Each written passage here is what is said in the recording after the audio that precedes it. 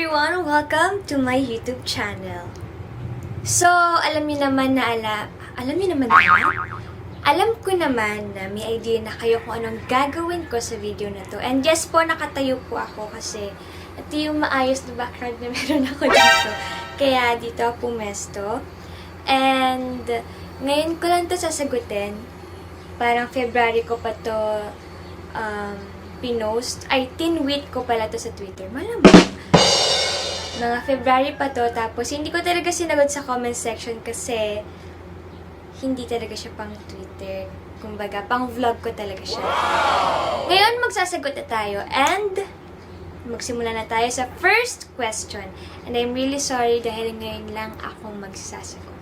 Pero I love you guys. Okay, first. Saan nagsimula pagiging old soul mo? Like, loving some old stuff. Love you. Simula nung nagbasa ko ng I Love You Since 1892.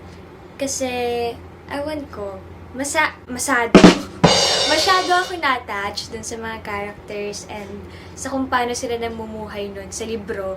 So, parang sabi ko, parang gusto ko rin ng mga ganun kung anong meron sila. Kaya, yun. Pag may nakikita ko lumang bagay or nakakapunta ako sa lumang lugar, naiiyak ako. Hindi ko alam eh. Ako lang ba? Okay, pangalawa. Kung pupunta kayo sa ibang bansa with your family, saan mo gusto? Maingay siya. Kung pupunta kayo sa ibang bansa with your family, saan mo gusto?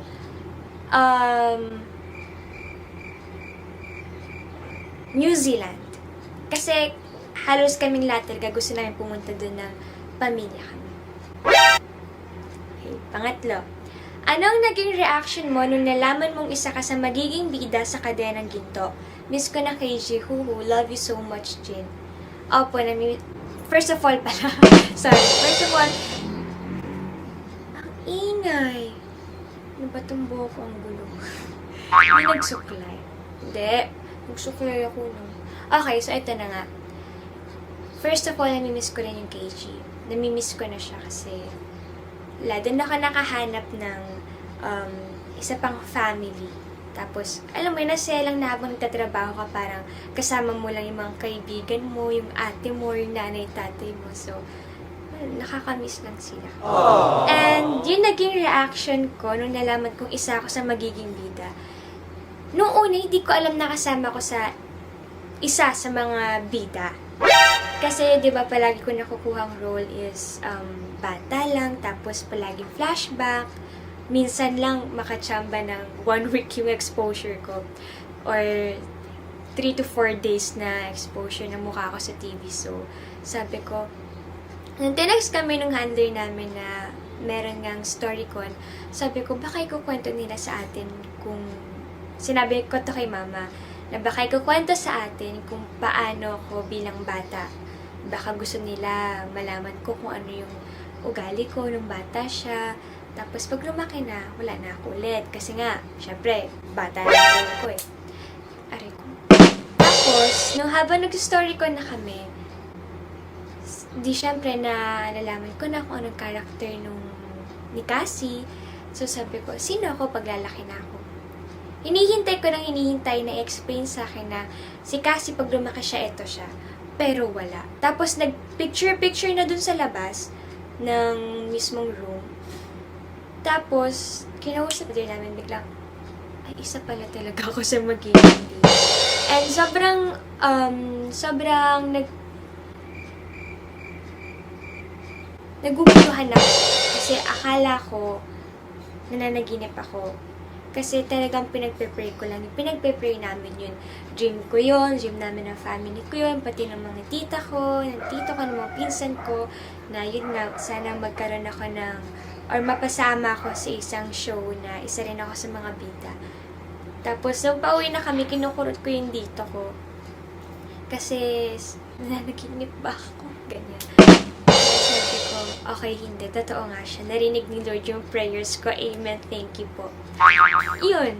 Nung kinagabihan na nakauwi kami, nag-thank you ako na nag-thank you. Tapos nagising ako na nag-thank you pa rin sa prayers ko. Uy, pero masarap yung gano'n. Nagigising ka na nagpe-pray ka pa rin. Okay, pang 4 na ata to. Pang 4 na nga. Ilang beses ka na nakapuntang Intramuros? 2 beses ata o 3. Yung una, yung birthday ko, tapos yung pangalawa, nung malapit na mag-birthday yung pinsan ko. Yung pangatlo, kalimutan ko na. Siguro 2 beses lang. Imagination ko lang yung pangatlo. Are you happy sa buhay mo ngayon? Yes! Masaya ako kasi lahat ng kailangan ko na sa akin, lahat ng love ko sa buhay, nandito kasama ko. Ang ingay nila talaga sa labas. Hindi, joke lang. Oo, masaya ako kasi syempre may laman na yung ref namin. Nakakakain ako ng pizza kung kailan ko gusto. And yun. Tsaka I have my friends and Karels, Kissing family, squad mates. Ba't ako nag-ref? Hindi naman yun ref. Next question. Anong paborito mong pagkain? Madami. Yung bangus, sinigang, adobo, tapos yung tocino, tsaka chicken, pizza, burger, fries, at ayun, nakalimutan ko yung iba. Pero wala akong pinaka favorite na food. Talagang marami sila eh. Hindi nakakaangat yung isang pagkain. Pantay-pantay na. Dream place to visit and with who? Sa Greece, kasama. Syempre, si Ashley and si Jada and si Bea Basa and si Finn. Yeah, kami ng mga kaibigan ko. And of course, yung mga ate ko, wala. Kasi, kumbaga squad na kami. Para sa akin, squad na kami. Kaya, yun, gusto ko sinama-sama pag nagpunta kami ng Greece. And praying and hoping na matuloy. At ma-achieve namin yun. Nampabother ako sa buhok. May ganda na kan mukha ko. Usog na ako dito. Masyado pala ako malapit. Hindi kasi ako nakaupo eh. Nakabend lang yung legs ko. Nababaliw na ako dito. Ang energetic ko ngayon na. Gaano mo kamahal fans mo? Sobra pa sa sobra. Aww. Kasi, alam niyo yun, sila talaga yung, bukod sa family and friends ko, sila yung talagang active kapag napupunta sa mga events kapag meron akong ganap, ganyan. And, yun, inaalagaan din nila ako. Sa totoo lang kasi yung ibang admins, actually, hindi nga admins kaibigan yung turing ko sa kanila. Another family. Kumbaga, pamilya na yung turing ko sa kanila. Alam niyo na kung sino kayo. I love you mga pare. Next. If you had one wish right now, what would you wish for? Maging okay na ang lahat, especially yung mundo. Kung ano man nangyayari dito sa atin. Yun na yun. Basta gusto ko lang maging maayos na ulit. Nasa paligid natin. And yeah, yun. Peace, world peace, and unity, and love, and hope, and joy. Ayun talaga yung wish ko. Actually, hindi lang wish, pinagpe-pray ko yan.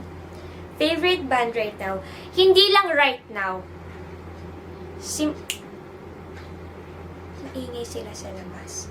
Hindi lang right now. Matagal ko ng favorite to. Hindi ko lang to favorite dahil mahal ko to. One Direction. And EXO. Bakit talaga yung Kebs ang tawagan niyo ni Miss Jada? Wow, Miss Jada! Miss Jada? Kasi, joke lang. Hindi ko rin alam kung paano. Ay, hindi. Kasi nasa plane kami noon. Pauwi na kami. Nagkasabay kami ng, parang, ano ba? Basta nagkasabay kami sa isang plane pauwi ng Manila. Galing sa Sanfo. Tapos, yung seat ko kasi, nag-isa lang ako. Pero dalawahan yun. Mag-isa lang ako doon. Yung totoo talagang original na camera. Tapos yung sa upuan ni Kyle, pangtatluhan. Tapos, parang isa lang din ata siya doon sa hilera na yun. Tapos, yung sila, Seth and Blythe, nandun sa may likod naman sila. So, sabi niya, okay,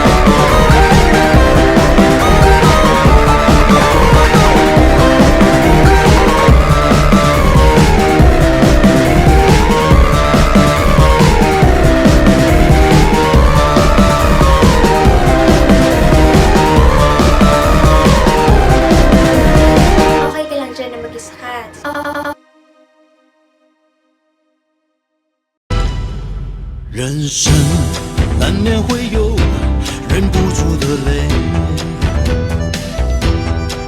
泪干后不可以感觉到累，